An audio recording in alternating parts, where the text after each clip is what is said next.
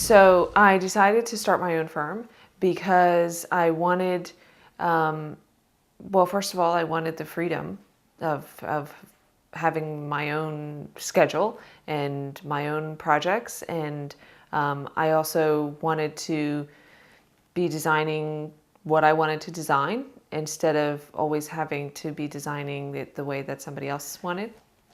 Really, the biggest benefit is having my office here and having the freedom to take care of my daughter when she needs it and to come out here for an hour or two whenever I need it and just have all of my materials and all of my whole office world here at home, because I don't know how I would balance the two. I couldn't handle being a full-time stay-at-home mom, and I couldn't handle being a full-time 9-to-5er. So this gives me the best of both worlds. I have about 4 hours of taking care of my daughter in the morning, and then I have about 4 hours of working time in the afternoon. So it's a wonderful balance.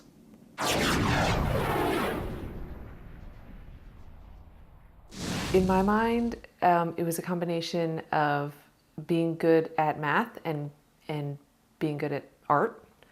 I would draw houses when I was younger.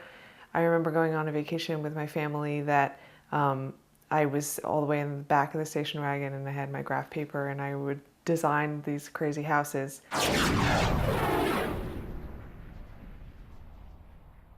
I worked for a total of about 7 or 8 years at some of the local mainline firms doing residential project managing.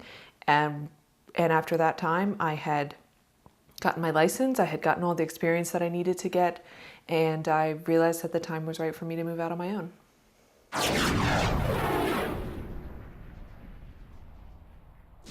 I had decided that I was not going to try to start a family until I got my license because it was such a daunting and long and time-consuming process that I knew that if I had a kid before I got that it would never happen. And I had seen that happen to some of my other colleagues, and I wanted to plan a little bit better. So I finally got my license, and then I decided that I was ready to think about having a family. So I took the leap and I decided that I would start my own firm. Then I quit the job and found out that I was pregnant the next day. And I was nervous because I didn't think that, I'm trying to start a small business, and going on leave, 8 months after I start is not really a good business practice. You want to get some momentum and you want to, keep things going. But at the same time, I was really excited to have a family.